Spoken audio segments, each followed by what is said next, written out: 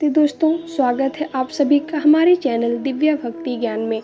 आइए आज के इस वीडियो में हम गणेश चतुर्थी की पूजा विधि, शुभ मुहूर्त एवं कथा के बारे में जानते हैं। तो गणेश चतुर्थी की तिथि करीब आ रही है। इस दिन को भगवान गणेश के जन्म के रूप में मनाया जाता है।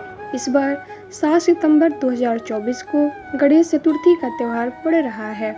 इस दिन सच्चे मन से बप्पा की आराधना करने पर बहुत ही लाभ मिलता है और मनुष्य की सारी मनोकामनाएं भी पूरी हो जाती हैं।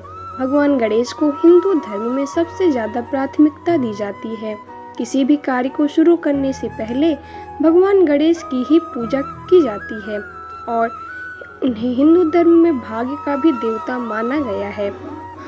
किसी भी नई शुरुआत करने से पहले भगवान गणेश की पूजा करना अहम माना जाता है। इससे काम में लाभ मिलता है और बप्पा की कृपा लोगों पर बनी रहती है। इस दिन गणेश भगवान का व्रत रखने से भी लाभ मिलता है। इसके अलावा इस दिन अगर कथा का श्रवण किया जाए तो भगवान गणेश खुश होते हैं और उनकी विशेष कृपा देखने को मिलती है। आइए अब हम भगवान गणेश के कथा के बारे में जानते हैं।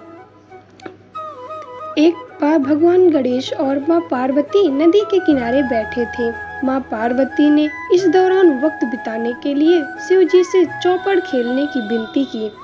शिव जी भी खेलने के लिए तैयार हो गए, लेकिन यहाँ सबसे बड़ी दुविधा ये पैदा हुई कि आखिर इस खेल में हार जीत का फैसला कौन करेगा। ऐसे में शिव जी ने कुछ तिनके बटोरे और पुतला बनाकर उसकी प्राण प्रतिष्ठा कर दी। इसके बाद उन्होंने पुतले से ये विनती की कि बेटा तुम इस खेल को देखना और हार जीत को सही फैसला करना। शिव जी और माता पार्वती ने इसके बाद ये खेल खेलना शुरू किया। उन्होंने ये खेल 3 बार खेला, मगर तीनों बार पार्वती ही जीत गई और शिव जी का हार हुआ। अब फैसले की घड़ी थी। फैसला हुआ।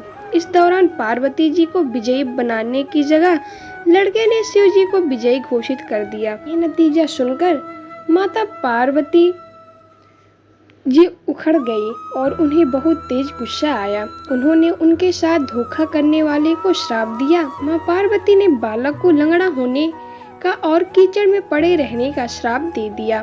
बालक को जब उसकी गलती का एहसास हुआ तो उसने माँ पार्वती से इसकी माफी मांगी। माँ पार्वती ने उसे माफ किया और कहा 1 वर्ष के बाद इस स्थान पर गणेश पूजन के लिए नाग कन्याएं आएंगी। उनके हिसाब से गणेश व्रत करने से फल प्राप्ति होगी और तुम उस फल को प्राप्त करोगे। 1 साल के बाद वहां पर नाग कन्याएं आई तो बालक ने उनसे गणेश भगवान के व्रत की जानकारी ली। पूरे विधि विधान से शख्स ने 21 दिन तक गणेश भगवान का व्रत रखा और पूजा पाठ किया। ऐसा करने से भगवान गणेश प्रसन्न हुए और उसने बालक से वरदान मांगा। बालक ने भगवान गणेश से कहा कि वो उसे इतनी ताकत दे दे कि वो अपने पैरों पर खड़ा हो सके और अपने माता पिता के साथ कैलाश जा सके। ये व्रत कथा इतनी ताकतवर है कि शिव जी को भी इस व्रत कथा का पालन करना पड़ा था। दरअसल खेल के दौरान बालक द्वारा गलत परिणाम की घोषणा करने के बाद माँ पार्वती सिर्फ उस बालक से ही परेशान नहीं हुई थी, बल्कि शिव जी से भी पार्वती जी काफी क्रोधित हो गई थी।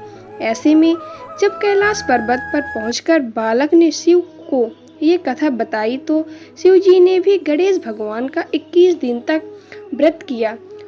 इससे माँ पार्वती प्रसन्न हुई और शिव जी को लेकर उनका गुस्सा था वो शांत हो गया। ये अब हम गणेश चतुर्थी के पूजा विधि के बारे में जाने। गणेश चतुर्थी के शुभ दिन पर आप सुबह ही स्नान कर लें और साफ वस्त्रों को धारण करें। अब गणेश जी की प्रतिमा लें और उसे चौकी पर स्थापित कर दें। वास्तु के अनुसार गणेश जी की प्रतिमा को घर के केंद्र में और पूर्व दिशा में रखें। इस दिशा में मूर्ति रखने से सकारात्मक परिणाम मिलते हैं और परिवार में जब भी सुख दुख का वास होता है। इसके बाद गणेश मंत्रों का जप करते हुए चारों तरफ गंगा जल का छिड़काव करें। अब आप बप्पा को सिंदूर अर्पित करें, फिर उन्हें फूल और मिठाई चढ़ाएं। इसके बाद बप्पा को 21 लड्डुओं का भोग लगाएं और गणेश चतुर्थी की कथा सुने। अंत में गणेश चालीसा व आरती पढ़कर पूजा समाप्त करें। दोस्तों, अगर ये वीडियो आपको अच्छी लगी हो तो वीडियो को लाइक करें और ज़्यादा से ज़्यादा शेयर करें। धन्यवाद।